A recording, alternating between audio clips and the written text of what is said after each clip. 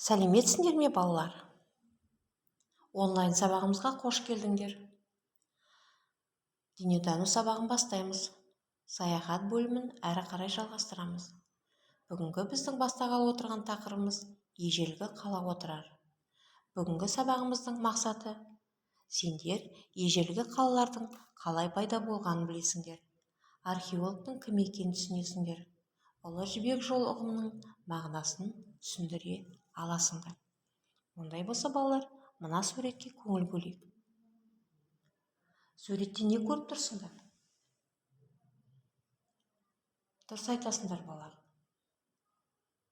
Олай болса, бұл ежелгі қазба жұмыстары арқылы табылған көне заттар. Жазба жұмыстарын археологтар жүргізу арқылы біз оларды мұражайлардан көреміз. Ежелгі отырар қаласы ол 6 және 8 ғасырларда Сырдария өзенінің орта тұсындағы ірі мемлекеттің астанасы болған. 16 және 17 ғасырларда отырар саяси шаруашылық және мәдени орталық болған. Отырар алғашқы кезде Фараб деп аталған. Отырарда медресе, мешіт, базар, монша, басқа да ғимараттар болған. Мынау балалар көне отырар қаласы. Ежелгі отырар қаласында, яғни бұл тастан жасалынып сол ежелгі отырар қаласының орны. Отырар жеріндегі Арыстан баб кесенесі.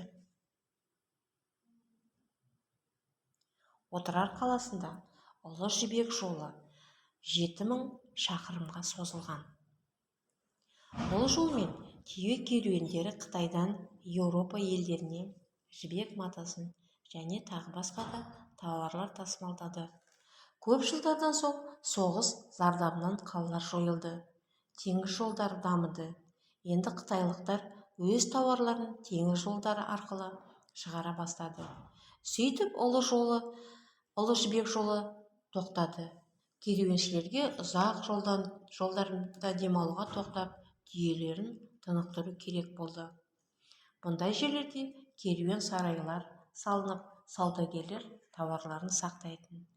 Жергілікті тұрғындар мен саудагерлер арасында сауда-саттық басталатын.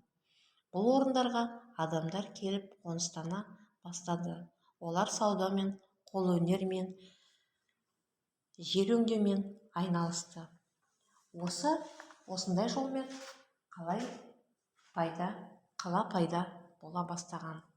Ал бұл уақытта дамыған қала отырар одан сайын өсіп гүлдене түсті. Шеберлер мен ұсталардың жасалған бұйымдары. Осы ежелгі отырар қаласында археологтар көп жұмыс жасаған. Осы көне отырар қаласында археологтар қазба жұмыстарымен айналысқан екен. Мына суретте балалар қыштан бұйым жасайтын шеберлерді көзеші дейді екен. Осы шеберлерге көз жүгіртіп қарайық. Суретте көзешілердің жасаған ыдыстары бейнеленген. Ондай ыдыстарды қазіргі кезде кездестіруге бола ма екен? Бұндай ыдыстарды біз қазіргі көне баяғы замандағы ыдыстарды кездестірмейміз. Баяғыда бұл ыдыстар қыштан жасалған ыдыстар екен. Шеберлер мен ұсталар жасаған әртүрлі бұйымдар мен құралдар Ұлы жібек жолы арқылы дүние жүзіне тараған екен. Бұл жерде ұста және оның қасындағы көмекшісі, яғни оны көзеші деп атаған екен. Және де балалар, осы археологтар отырардан күміс тиындардың қоймасын тапқан екен. Мұнда күміс тиындардың шекитін теңге сарайы болған. Күміс бетін әшекейлеу үшін оған арнайы құралмен өрнек салады екен. Оны шекеу деп атайды екен. Алтын, күміс, асыл тастармен жұмыс істейтін шеберді зергер деп атаған екен. Жақсы балалар, ондай болса, мынандай тапсырмамызды орындайық. Білемін, білдім, білгім келеді, кестесін толтыра қояйық.